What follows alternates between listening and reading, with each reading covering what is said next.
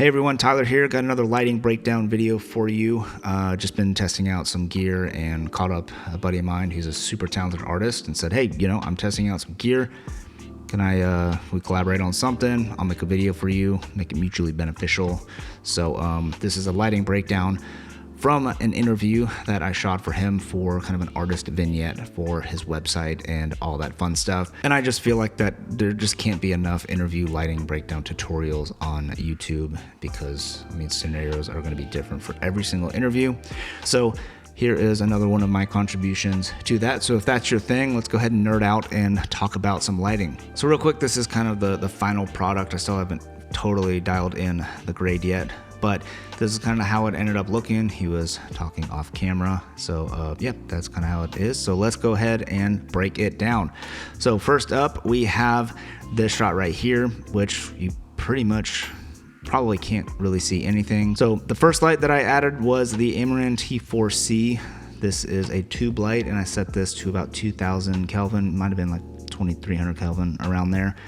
And just gives this nice warm light, kind of like a gallery light, if you will, and just to kind of showcase this big piece of art that he has been working on. Next up, we have the key light, and this was the Amaran 300C, and this is in the Aputure Light Dome Mark II, and I set this to about 4500 Kelvin, and it's obviously giving him a nice soft key, which is really nice, giving him a nice little catch light in his eyes.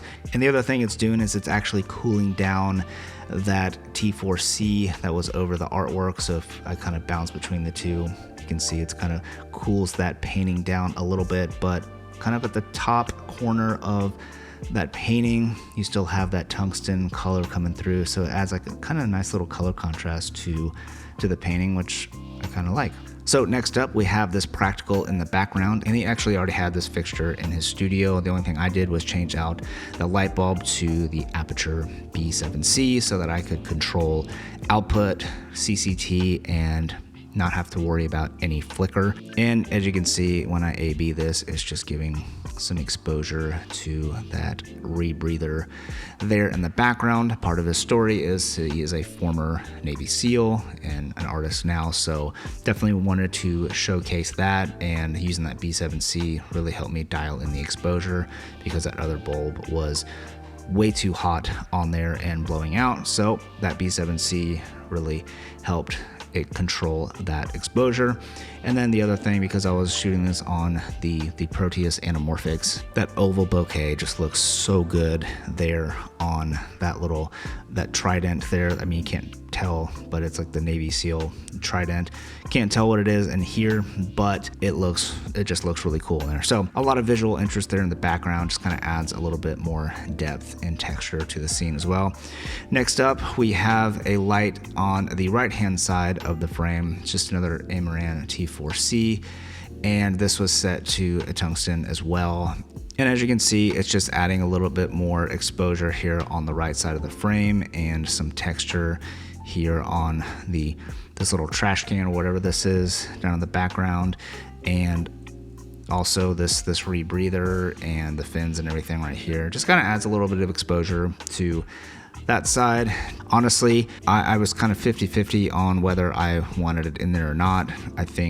I wish I had a grid or something, because on that back wall, the white wall behind that light, I like how it looks without it, but I think from an exposure standpoint on that little rebreather, I think it was worth having that light in there. I wish I had a grid to be able to control it a little bit more, but I didn't, so I decided to roll with the light, and honestly, I think it looks really good either way. And then lastly, we have the F22C from Amaran acting as our scratch light here, and this is kind of like the special sauce light. I think this is like the icing on the cake. This is like that extra 10% that really makes the image, in my opinion, because he was wearing this dark shirt, had a dark hat, and it was kind of a dark room, and that side of the room was darker.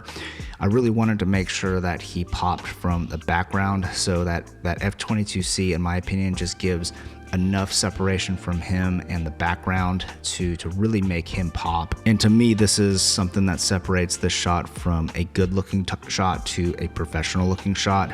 In my opinion, it's subtle enough to where it's not distracting, but it adds just enough for the image to pop and make everything look more three-dimensional. And then if we go over to the final look, this is how it ended up looking when him actually during the interview, and I'm really excited how this turned out. So let's go ahead and just go run through all the lights real quick to show you how everything impacted the final image.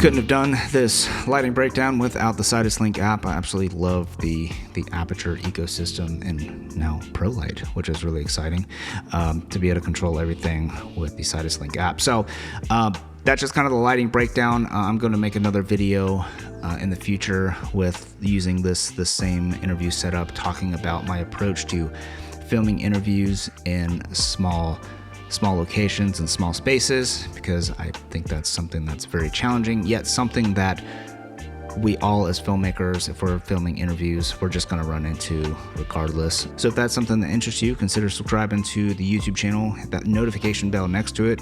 I'm not even sure if that really does anything these days anymore, but ring the bell if you want to, and yeah, we can continue geeking out about more filmmaking stuff. So appreciate you watching and hope to see you in the next one. Peace.